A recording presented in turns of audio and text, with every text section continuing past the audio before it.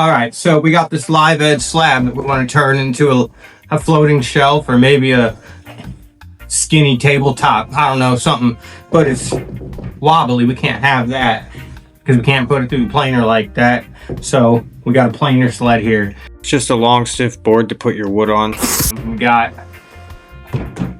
this screwed in the back. Make sure the screws are deep enough, of course, that the planer blades aren't going to hit them. Anyways, we're going to put some wedges under here and super glue them. That's going to keep it from rocking. We're going to put a nice flat edge on this side, and then we're going to flip it over, and then we're going to have two perfectly surfaced sides that are perpendicular,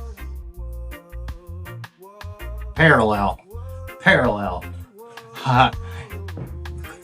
parallel. All right, so here we're just gonna take our super glue and our little wedges and sticks and little pieces of wood, and you're gonna take them and jam them into any slot, crevice, or hole you can find.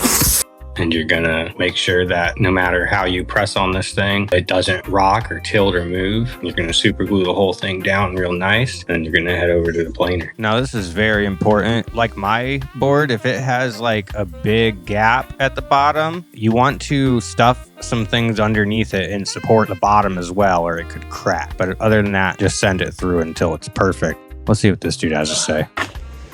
That sucked. The things I do for you guys, man. But it looks good. Let's show it to you. It is a cherry slab, in case you're wondering. It's done here and it looks beautiful.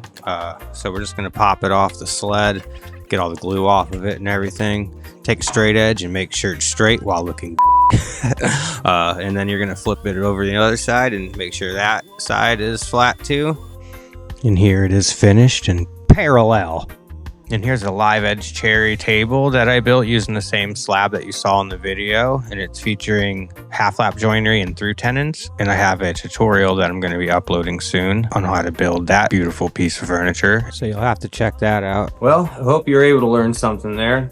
As much as you can in 2 minutes, I guess. Or at least I hope you were somewhat entertained. And I hope to see you next time.